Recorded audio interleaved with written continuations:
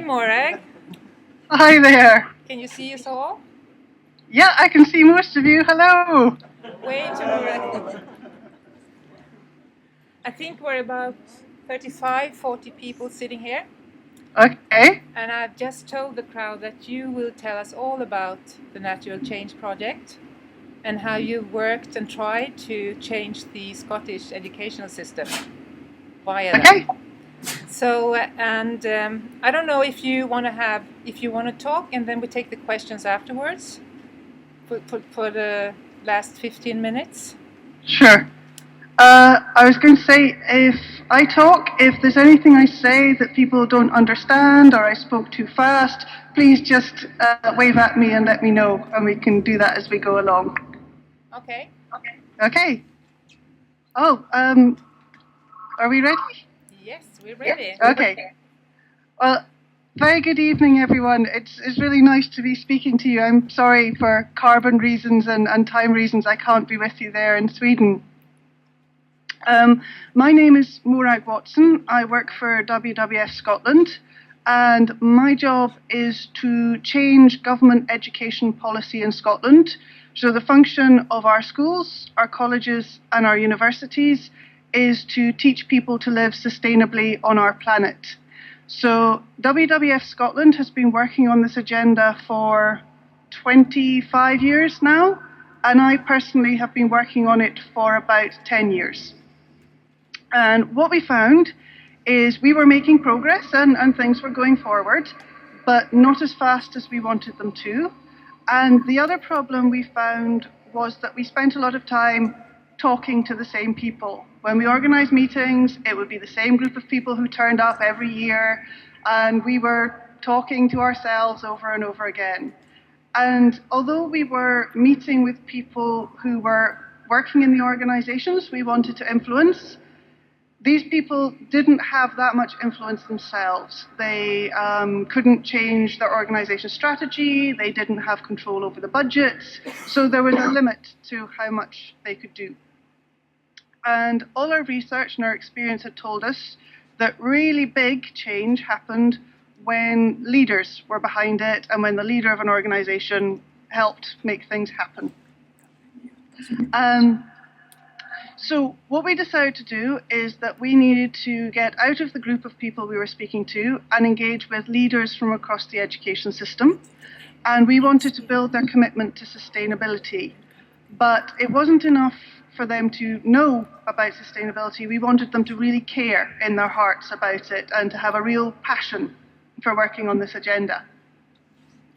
And that's where the Natural Change Programme came from. So we started in 2009, at the end of 2009, and the idea was to recruit a group of 12 influential leaders from across the education system to take them through an education and leadership programme that would last about 6 months. And then we would create this group of committed leaders who would help lead change for sustainability in Scottish education.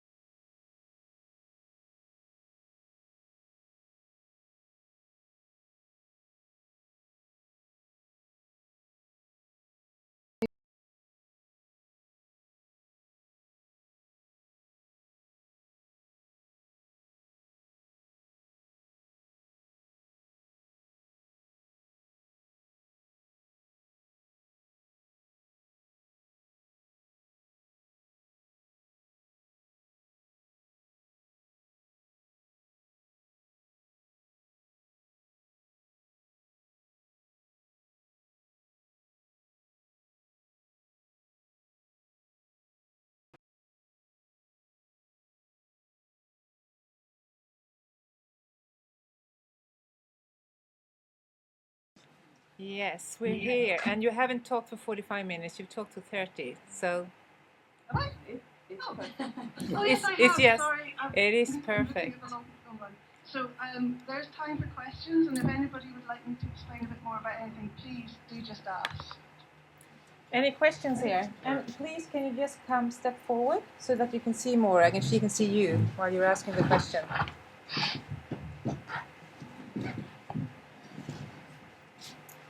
Yes. To Hello. kneel down. Hello. No, I just wanted to ask that first program you ran. How extensive was that? That was 8 people that we did that one with. So let me think. But for how long was, time sorry? period? For what time period was that? Was that also? That again was nearly 2 years. So it took us about a year to set up the program, and then it took us a year to run it. So we did that one slightly differently.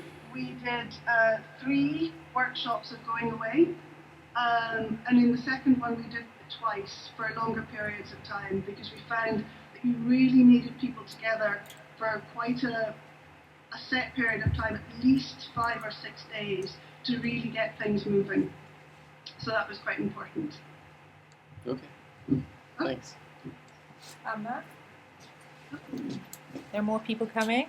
Oh, I can see someone running down the front there. Hello! Hello, it feels like a very valuable time with you.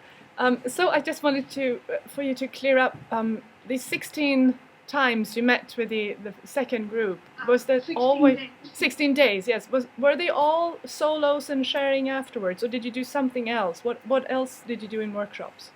Okay, so I'll kind of talk you through how it would work. So we would meet, and start from the beginning. First of all, we had one day where we met in Edinburgh, the capital of Scotland, and that was just for everyone to meet each other and for us to explain the programme a bit more and a bit of what was going to happen, and just for anyone to ask any questions that they had. So that was one day. We then met for the week where we all got together. We went to Knoydart, which is on the west coast of Scotland, and there is no way, you can walk there, but it takes 2 days. There's no road. The only way you can get there quickly is by boat. So we were all there for a day. So the first day is just getting used to being in the place and everyone just getting comfortable and settling in. The second day is doing the solo. And I should give maybe a bit more detail about the solo. What happens is we meet for dinner the night before. And once everyone has finished eating, a bell is rung and we go into silence and nobody speaks. And you sleep that night, and then someone will come wake you before the sun gets up. And you go out into the wilderness and you find a place to spend the day. And you move no more than 10 meters from the spot that you have chosen. And you stay there until the sun comes down, and then you come back, but you stay in silence. And then everyone goes to bed and sleeps. And it is only at breakfast on the third day that a bell is rung and people talk again. And then we spend that whole third day just sharing our stories. And the way that works is that when someone feels ready, they share their story, and everyone else just listens. They must make no comments and not reply to anything that's said. You just listen in silence. After the story is finished, we do what's called reflecting back. And you always start with, I heard the story of either a man or a woman who, and then you just say what you heard in the story. And by telling your story and then listening to what other people heard when you said it, different people hear different things in your story, and from what they hear, that helps you think more deeply about your story. So that's the third day. And then on the fourth and fifth days, we see what's come up from the stories, and it's much more about what people feel the need to do. If they feel the need to talk more about a certain thing, or if they want to spend some more time alone thinking, that will shape the day. So there's no set form to the fourth and fifth day. So that was your week. We then all go home, and then about 2 months later, we would meet for one day, and that was about discussing how people had found it coming from doing the natural change, going back to what we all started to call the real world, and how difficult it is when you start to see the difference between the two. Prior to that event, everybody was asked to do an urban solo where you had to go into the city and sit for 45 minutes with, for 90 minutes with nothing, just watching life going on around you and experiencing what it's like to be surrounded by humanity. And then again on that middle day, we talked about what that was like, the contrast between what it's like to be immersed in humanity and what it's like to be immersed in nature. And then we got together for our second week long, where it was the same format with the solo and the stories and so on. And then we got together for another day after that. And that was all that we had planned. But as soon as we get to that day, everyone goes, but we can't stop now, we need to do more. So there was actually more days were organised after that. And one of the ladies who participated, she lives on a small holding, a very little farm. So she actually has a small bit of wilderness of her own. So the group would meet there rather than in the city, so we could be surrounded by nature and do some more of the work. But I can say this for myself, and I know from others, because I know they do it too. Once you have started going into the wilderness, and once you have started doing solos, it's very hard to stop. And I find that I want to do them about 1 or 2 times a year. And we still, where are we?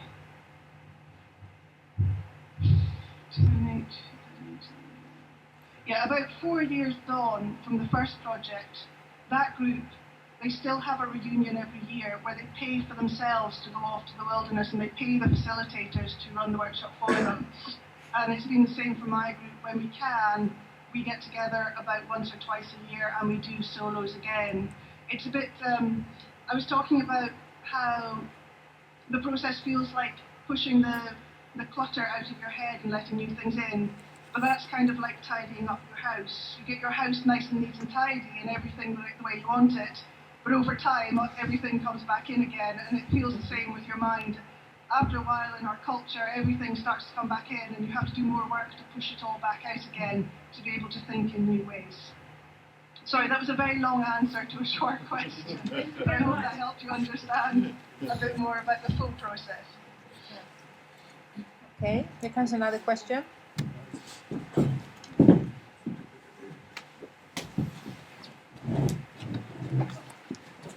Hi Morag, I'm actually your colleague from WWF Sweden, so I'm very happy to see you.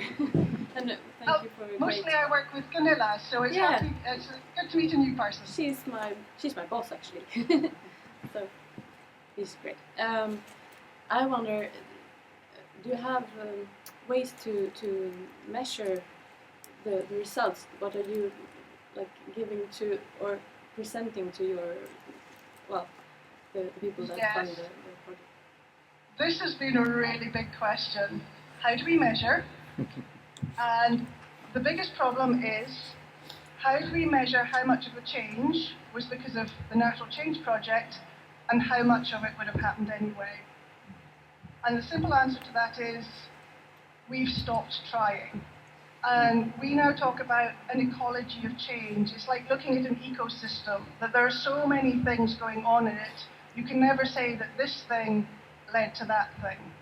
So we have testimony from the participants who can self-report, I don't believe I would have done this had I not done this project. We can map all the influential groups that the participants have now become part of, and we can see where change for sustainability is happening. But to, like I say, to map that back exactly and say all this is because of natural change, because we could argue natural change wouldn't have happened if WWF had not already done 20 years of work on this already. The people who came, they had things in their lives that caused them to say yes to the invitation when other people said no. It's just not easy. So I'm afraid I'm pretty sure your funders and your organisations would like a nice simple answer to that. and I'm afraid there isn't one. No, I could imagine, but it was interesting to hear how you thought about it. Yes, so yeah, there is a technique that was developed through Oxfam, who's an NGO. I don't know if you have them in Sweden, and they developed a technique called most significant change, which you can, if you Google that, you will find it. They did it because they were working in development in countries like Africa, and they could look at things like, oh, we built a well, we built a health clinic, we built a school, and claim that made people's lives better, but they didn't know for sure. So they developed this technique of asking people about their lives and what had changed significantly for them. And then there's a metric that you can use to bring statistics out of that. And we've used that technique as well. So we can produce statistical information. And yeah, it works. But you have to do a bit of a change of mindset on how you measure these things. Yeah. Thank you so much. You're very welcome. Any more questions? Yes, please. And then you. Hello. I think the technology means you're all getting plenty of exercise, having to run around the room. Definitely. First exercise for this week, definitely. My question is regarding how do you think about scaling this up? If you would like to reach also a more broad audience, how do you think? How do you think about scaling this up? The simple answer to that is we don't. We have never ever considered that natural change is a project that you can do again and again and again with lots of people. So you've all been working on Common Cause, and I help lead the Common Cause work in Scotland. And the way we look at it is if we had a wedge like that. So at the very narrow end, you have people who just touch lightly on this. They come to a Common Cause workshop and they hear about this values kind of thing. And they go, oh, that's quite interesting. And then we have people like yourselves who go, I'm actually interested in doing more with this values kind of work. So you attend workshops like this and you begin to find out more. And then as you go deeper and deeper and deeper, at the very deep end of the wedge, you have a process like natural change. So you can do lots of Common Cause workshops with lots of people where it makes a little change. And you can do natural change with a few people and it makes a big change. So we always say, if you're going to do natural change, pick your people really carefully. You need people who can really go back into their organisations and make a difference. And that's why it took a year to get a group of people of that kind of influence. Lots of people could do this process and lots of people could get really personally changed, but if they go back into their organisation and they have no power to change anything, you put a lot of effort into not making a big difference. So the people that we got, they were at the level of chief executives or deputy department heads or heads of departments or bursar, the head of finance in the institutions. That was the level of people we were working with. For other people, we do processes that are much more to do with facilitation and organisational change rather than personal change. So there are other things we do. It's not just natural change or nothing, but natural change is the biggest, most powerful thing that we have done.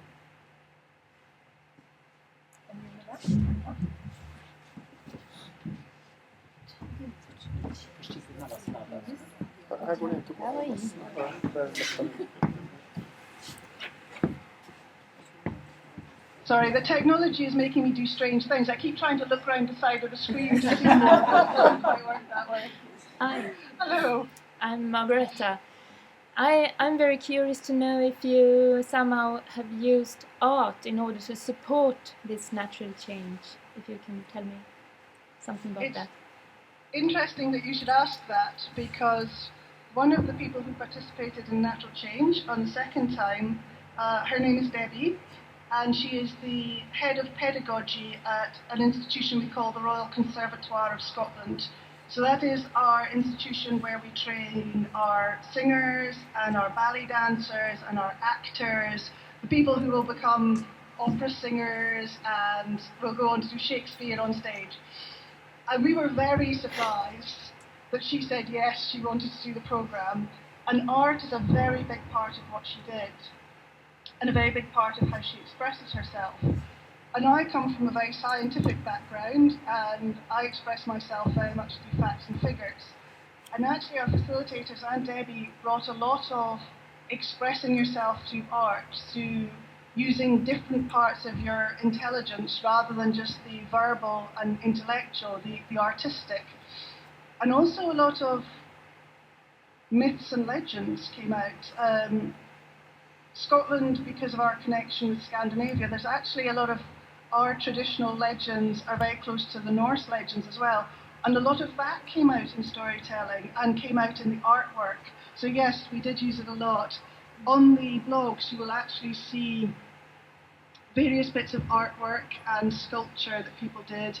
And one of the things that we did was a lot of landform art. So instead of drawing and painting, it was much more about gathering things from nature and putting them together in representative forms to try and explain to others how we were feeling inside and how our inner landscape had changed. When you couldn't find the words to say it, you kind of found pictures and shapes that helped. So yes, we did.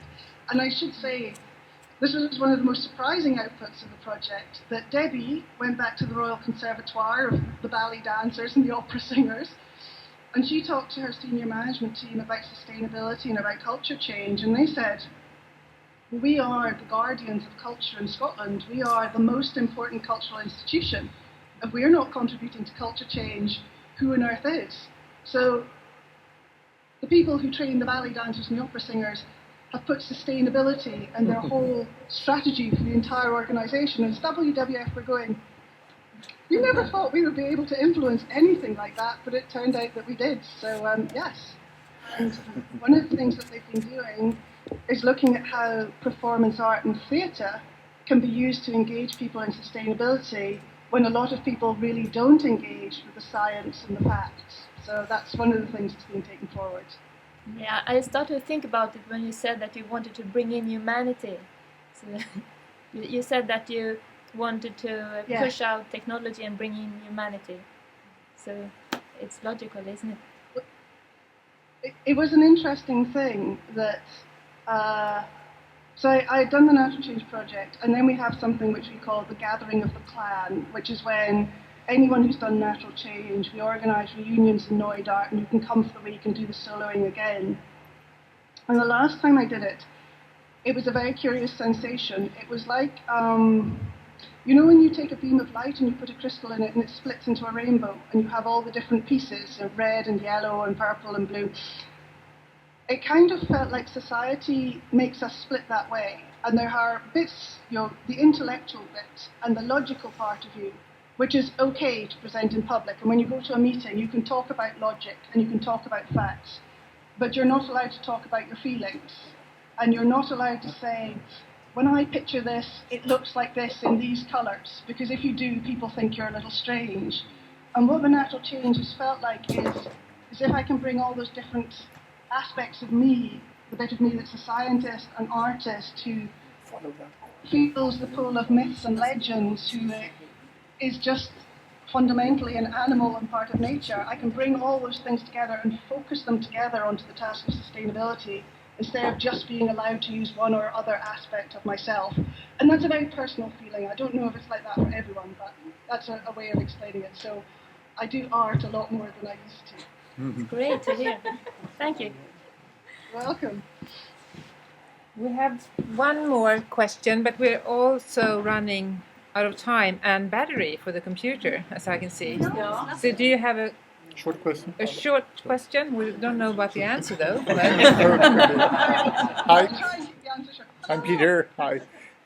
I'm just curious about if there is any prehistory. You've had a lot of interesting things from Easterhouse project in Glasgow to Findhorn and Iona. What kind of influences has there been, and have them been connected to this?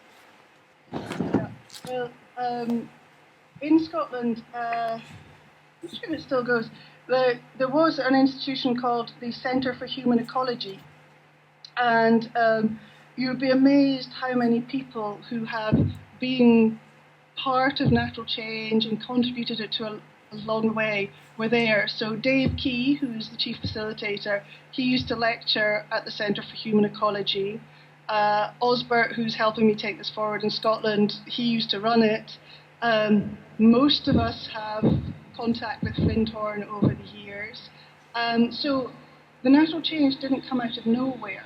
It's just an evolution of things that have been around for a long time. The only thing that was truly different about the Natural Change Project is it brought together wilderness work and facilitation styles and so on that have been around since, well, you can argue that soloing has a tradition that goes back to very ancient times, and it's not a million miles away from the Aboriginal walkabout and so on.